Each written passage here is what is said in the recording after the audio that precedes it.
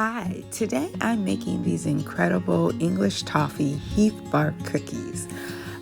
These are very simple to make. They are incredible. I highly recommend them.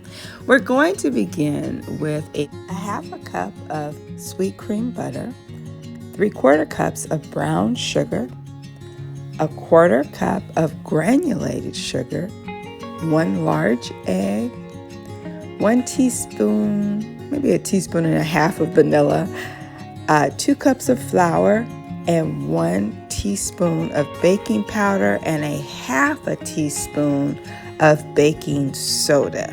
We're going to use 1 cup of English Toffee bits, and we'll set those aside. And we'll begin by creaming our butter, room temperature butter, and our sugars together. So we're going to add the brown sugar and the white sugar to the butter, and we're going to mix them until they're well combined.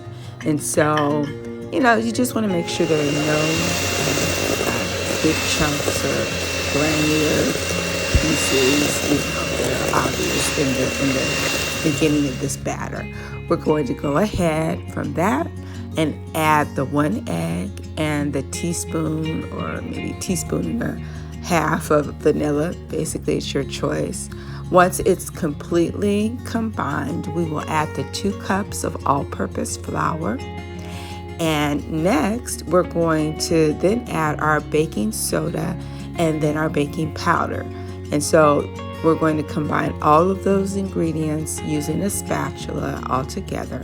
The batter will thicken, and that's when we'll add in the 1 cup of toffee bits, right? The English toffee bits, and we'll go ahead and add that to the mixture. And you just want to make sure that it's well combined, like it's, laced throughout the batter. And from there, I have taken my trusty cookie scooper. If you don't have one of these, I highly recommend them. It just makes life so much easier, makes your cookies beautiful. And I'm going to scoop onto my cookie sheet 6 to 9 even scoops, and place that in a oven at 350 degrees for 10 to 12 minutes. And once they are done, they will look like this.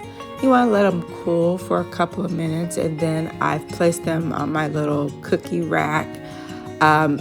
These things were a hit, so much so that I had to make them twice in one weekend just to satisfy my neighbors and my coworkers. So trust me, this recipe does not disappoint.